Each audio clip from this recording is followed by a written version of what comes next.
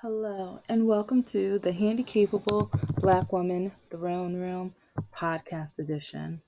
I am a woman, I am of color, and I am handicapable, but most importantly, I am human. And don't forget to like, comment, and subscribe. I put some questions down in the YouTube area for you guys to answer.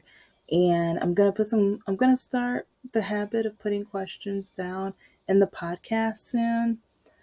I didn't do that. I never got into the habit of it, but I'm gonna, I might even go back to past episodes since I know I'm still kind of new to the game and add some questions. But okay, I'm going to be doing some more Reddit stories soon. And also, I've been working on some catfish things and some realistic current. So that's going to probably be another series. But right now, I think I'm working on two or three catfish right now that are trying to talk to me and everything. And that's why it's kind of fun. Now that I have retired from dating, I don't have to meet anybody's expectations. I don't have to try to be someone that I'm not, which is why I'm going to be doing this topic on and off. And even past episodes, I've talked about who I am, my identity, how I'm changing, my goals, my dreams, and things like that. And one reason why I talk about this is because especially young women, I don't want them making the same mistakes I did. And a lot of people are going to be like, "You're giving relationship advice and you're single, never married." Yes, yes. I'm giving advice on what I have learned and what I never will do again, and why I'm content and I'm happy now, and how I'm able to fully live my life and not have to, especially like a lot of these men out here now, thinking that, oh, a woman has to be submissive. You have to do as I say, you have to do as I like. No, no. It's like, I'm a stubborn, bullheaded, like, just goal oriented female. And I'm tired of men literally trying to stop me, halt me, tell me that since you're a woman, you can't do this. Since you're a person of color, you can't do this. Since you're black, you can't do this. Since you have a disability, you can't do this. I get so many people who tell me what I can't do, but the funny thing is, most of the people who tell me what I can't do, I've already surpassed. I have surpassed what they've done already. And yes, I've had to go all the way back to almost the bottom to start again. But no one can take my education away from me. It's because it's like, and that's one thing that I've talked about on and off throughout podcasting YouTube, how a lot of men just can't stand a woman being educated. They can't stand a woman having goals. And then some men who have lied to me, telling me, "Oh yeah," it's like, "Oh, I love that about you. I want you to have goals."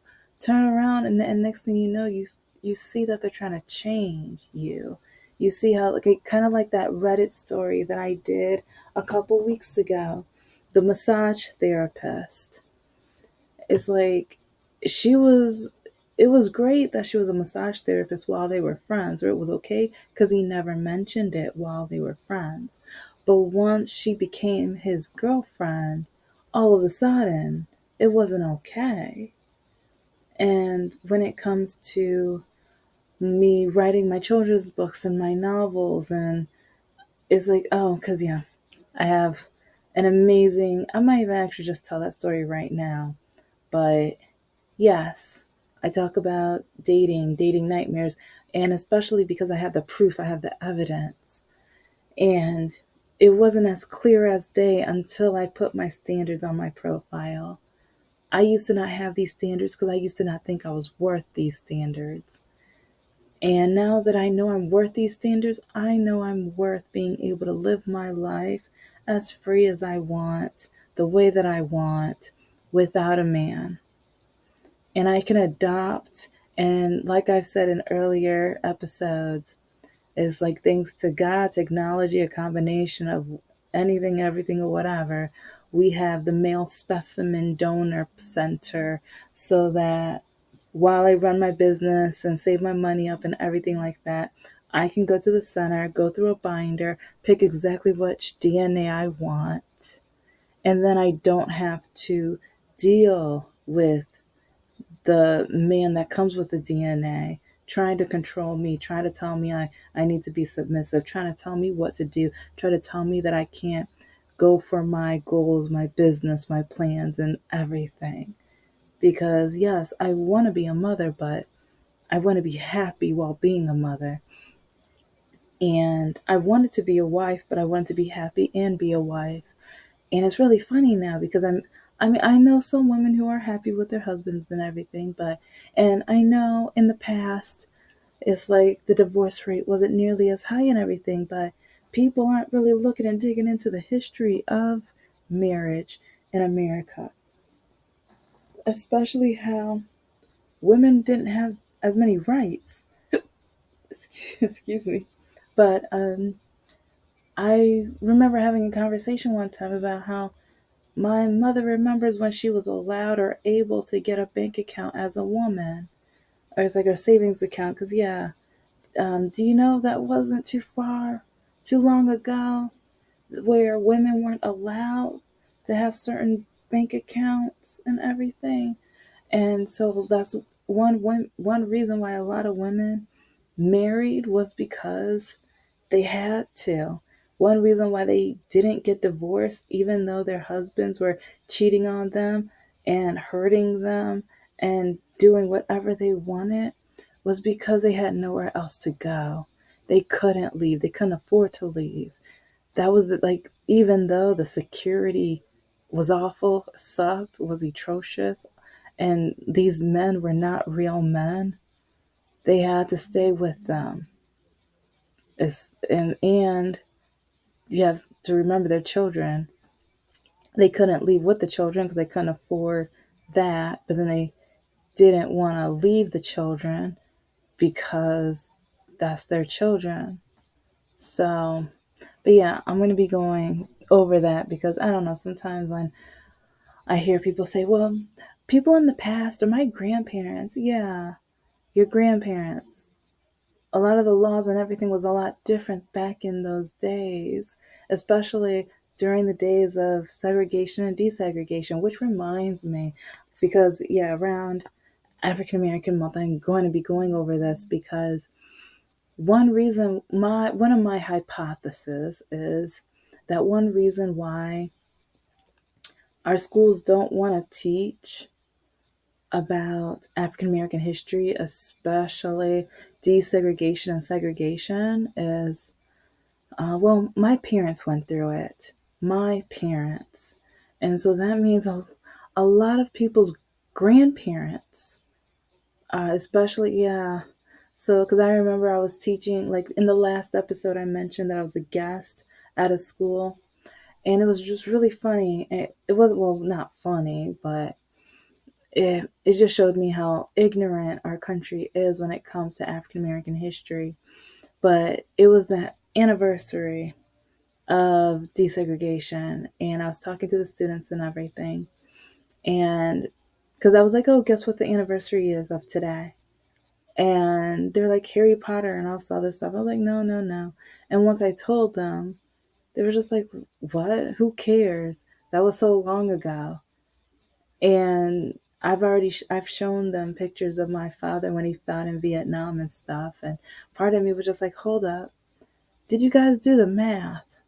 If I've told you guys and I've showed you guys pictures, is like, if my parents went through desegregation and segregation, that means that, yeah, they were alive during that, like the Vietnam War and everything like that. So, and because I, like, one of the gentlemen said, no one's still alive that went through it. And I was like, maybe you need to tell that to your grandparents. I highly suggest you tell that to your grandparents. And then they looked at each other, and that's when it dawned on them. Grandma, you're like, because a majority of the students, or actually, yeah, over 95% of the students were white. So it kind of dawned on them that, yeah, there's a high chance that one of their parents probably um, either spit on, pushed, harassed, like bullied or whatever, a person of color, African American, yeah. So, and one of the students, even at the end of class, he was just like, wow. And this is right before Thanksgiving, I think. Thanksgiving or Christmas. But the student kind of looked at me and he was just like, during dinner, I think I want to ask my grandfather what side of the issue he was on, because he was like, I never even thought of that. And so I say all of that just to say that it's like one reason why people are so scared about their history is because some of these grandparents, grandma, grandpa, grandpappy, and all that other stuff, Mima, whatever, yeah, while they're putting gravy on their mashed potatoes, they're scared that their grandchild might ask them, like, what side of the issue did you sit on? It's like, were you the one that was encouraging the taunting, harassing, and bullying of African Americans, or were you trying to help and support them? And I think a lot of them are kind of scared of that history right now. So, or they really don't want to be honest and tell the truth of it. And especially with the 1619 Project, it's like they were trying to dismiss that book and trying to dismiss the author, where they didn't even read the book. But then they went on so many different websites to put bad book reviews. And yes, I'm going to get back onto my main topic in a minute. But yeah, I'll just say for African American Month, that's going to be one of the main issues that I really want to cover. And I hope that some of you guys dig into the culture, dig into American history, because African American history is your history. It's American history. And if you don't know our history, that's how you repeat it. And right now we have an orange guy trying to repeat history. He even said he wants to be a dictator for a day. At first, he said he wants to be a dictator, but then he saw that some people were in fear of that. So then he backed up and he said, for a day. Watch out for, like, yeah, words are powerful. And I tell this to my students all the time. Words are powerful. Listen. So, okay. But don't worry, guys. Like, this is going to be a long series that I'm going to be doing, and I'm going to be doing definition of a parent at the same time. Honestly, I'm going to be hopping all around because I'm going to be doing Reddit and possibly the catfish. I'm trying to see if I can finish up one of them by Valentine's Day. But it's going to be a whole lot of Reddit things, and also disability issues, because some disability current events have been going on recently. And then I need to catch up with a couple people that are interested in me giving them interviews and stuff. So I want to see if we can do like a live interview and stuff. And then I want to do a live and talk about my jury duty and things, and also my trip to Disney World, which was last year, but I've been taking notes trying to figure out, like, okay, what are some big highlights that people in general can learn, people who work at theme parks can learn what to do and what not to do, and things like that. Because with part of my identity being someone with a disability, I should be able to feel comfortable. I should be able to go to a theme park and have a smile on my face and not be scared or nervous that people are going to be ignorant and awful and bully and cruel just because I'm I'm visibly different than them. So, but okay. Back to Mr. No Heart's mother. Speaking of racist and a bigot, but that's just my opinion. That's my opinion. But you're gonna, like, you guys already know how she told me to my face that the only reason I got into college is because I'm black, even though all of, like, majority, because some of them went back to school for a certification and stuff like that. So, and congratulations to them. I'm happy. But it's funny how, like, majority of her white children, like, started college but dropped out. But then she had the nerve to tell me that the only reason I, like, part of me is like, is she mad or jealous that I started and finished? And then is she mad that my sister not only finished, but she even went one level higher than myself? And it's like, yeah, she's a smart twin and everything. So I'm proud of her. And I'm going to be talking about being the lower level twin. So, cause it's like, I know how it is being a twin, and part of my identity is a twin. And part of me is being the one that's not as good, and like just your mental health and how you feel. And trust, let's just say I know all about that. So, but just know that for my twins out there, especially my twins who feel like they're the ones that are always left to the side, or they're never the ones that anybody brags about, you're still amazing. You're still awesome. You've been able to make it this far without the encouragement, without the props and high fives and the, like, just all the praise and everything like that. Keep going, do what you gotta do. So, but okay. And yes, I know this episode is already over halfway over, but yeah. Anyway, this same, like, if you don't have enough evidence about Mr. No Heart's mother, here's another time where she labeled me. And see, it's like I'm getting to labeling identity, boxing people in, and with, well, yes, I'm hopping back and forth, but with the disability, I'm going to be talking about that because having a disability, going to theme parks, going for jury duty, is like I'm starting to keep track of how many times certain questions get asked.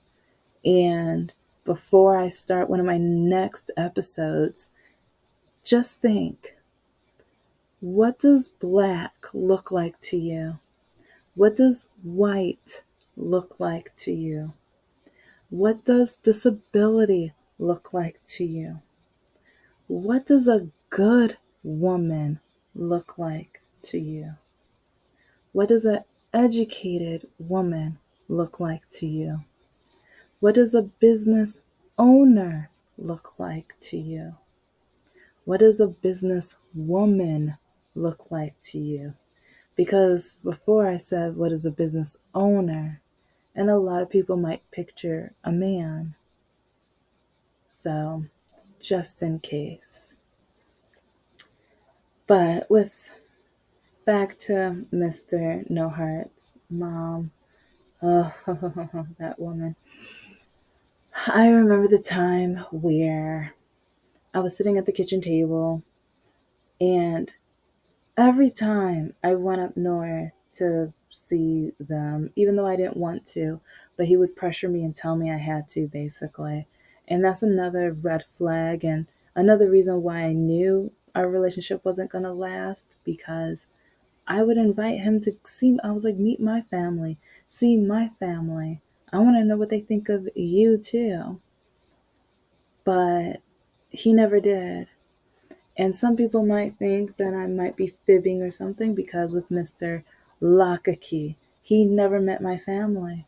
But if you might have missed some episodes, because I talked all about that one, because I told Mr. Lakaki, you can meet my parents once you've been off special candy for at least 3 months. He never did that. And once I can tell that you've gotten your act together, or once you have a job for 4 months, and not have an accusation of you stealing on the job. And there might have been one or two other like things. And some people might would ask me, why did you date him then? Oh, yeah, you need to listen to the Lock a Key series in the podcast. I talk about why I started dating him because I was not going to, especially the night of the taco party, and I met his friends and his female friends. Basically told me anything and everything I wanted to know because he was lying to me the entire time. And so next thing I know, I was like, okay, once we get back to the house, I'm going to drive home and never see him again. He knew, he knew that I was not going to see him again. So while I was in the restroom, he went into my bag and stole my driver's license, social security card, and some another important piece of like identity. And that's why I had to drive back to his house. And that's why when I was going to drive away after I finally got my identification and everything, well, let's just say he was in the middle of the street doing something, but you need to listen to that episode. But yeah, I was never going to date him, but literally he made me date him until I was at a point where I'm like, well, it's better than nothing, and at least I'm proving my mother wrong when it comes to dating. So that's how that happened. But thinking about dating both of these gentlemen, it's just crazy how one of them only encouraged me with my education or with me getting my second master's until he realized I was going to finish. And then he couldn't stand me. He didn't like it at all. And then Mr. No Heart, I finished my second master's about a year before I met him, I think. But he didn't like it at all. He did not like when his oldest daughter brought it up to his family members. And he always just said it's not a big deal, who cares, whatever. But then his mom would like tell me and remind me that he dropped out of college. And she would even say, well, he had a scholarship to get in. He had like I think half or full, yeah, he had almost like either half or full ride scholarship to go to college, and he dropped out. But then he got mad at me because I finished, and he puts me down because I finished. I don't know what that is. I don't get that, but when every time I went back up north, it was something either stereotypical about like, I don't know how you finished school. I know how you got in.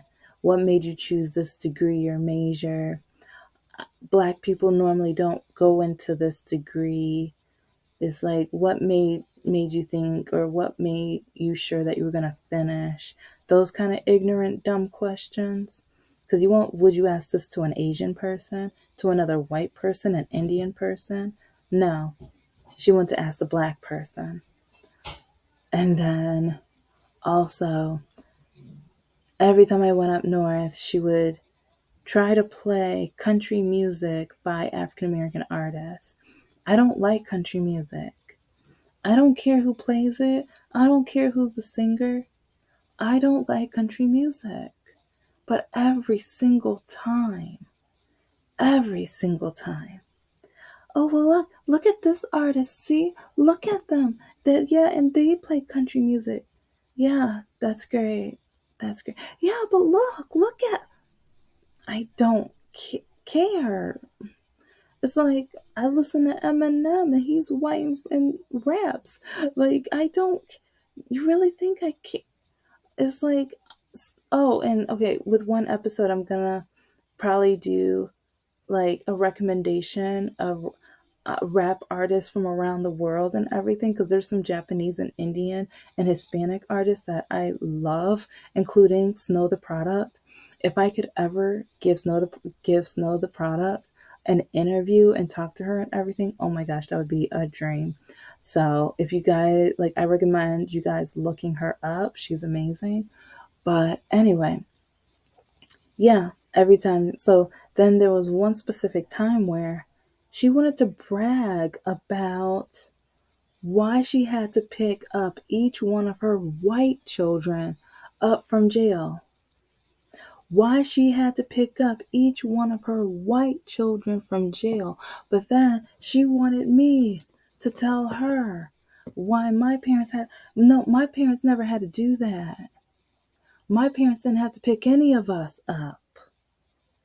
And so she got mad. She was irritated because we're black. We had to have been. All of her children had, so we must have too. So that got her, that got her annoyed, and that made me happy getting her annoyed. Oh no, I was really happy that she was annoyed because stop stereotyping me. And because even with my children's books, I didn't have it illustrated yet, but one of my ex's nephews, he would keep crawling onto my lap when I was in the TV room on the sofa, and it's like he would kind of play and everything. Oh, he was such a cutie and everything. But then I was just like, "You want to hear a story? You want to hear a story?" And oh my gosh, just like he would just do this cute little wiggle thing. It was the cutest thing. And so I took out my cell phone because, yeah, Google Docs and everything. And so it's like I would read the story to him. And I think that's the night where he fell asleep on my lap. And it was like he just got all cuddly and he just kept like rubbing and getting cuddles all. I was just like, oh my gosh, this is so cute and precious. But I remember one of the family members, this time it wasn't his bigoted mother. I think it was his bigoted oldest sister. But yeah, I forgot which one. Anyway, and this is all my opinion. But I think I've given you guys enough proof. But yeah, but I just remember she was just like, "So who wrote that?" "Oh, it's one of my stories. I'm hoping the public." And she cut me off. She was like, "Oh no, but who wrote that for you?" "I wrote it. It's my project. It's my story." "Okay, well, who helped you with it?" "Well, I do plan on getting an illustrator and also an editor, but no one helped me. Right? So you actually did this by yourself?" "Yes. My bachelor's is in English. I love reading and writing." And oh, she just acted like she could not believe me. She did not care, whatever. So, but yeah, I have so many others, but just think like this one family is labeling me, and just because I'm black, they thought so little of me. When my ex's family member showed the family that I was black, they were at a barbecue, and my ex sent them a picture of me without my permit. Like, it's like I know we're in a couple or whatever, but he wouldn't even be my friend on Facebook, and he wouldn't send me any pictures whatsoever. So then I still don't know how he got a picture of me. I think he got the picture of me behind, because I remember asking, "When did you get that picture? When did you take that?" And he even admitted that yeah, he didn't do it with my permission. So for him to send family members a picture of me, and he, like, I don't have a picture, and he won't send me a picture of him. And he won't be my friend on Facebook because he doesn't want any of his bigoted friends from up in Lake City, Michigan to know that he's dating a black woman. But yeah, that's my opinion, even though every time we bumped into one of his friends, yeah, he wouldn't introduce me. He ignored, like, he would literally just leave me to the side. But anyway, thanks for listening to the Handicapable Black Woman Throne Room podcast edition. Like, comment, and subscribe. Stay beautiful and stay yourself. Be yourself. Don't let anybody change you. You're going to hear tons of stories from me. And ask your grandma and grandpa what side of the aisle they were on the topic of desegregation and segregation. and other things too, even Rosa Parks and Martin Luther King, stuff like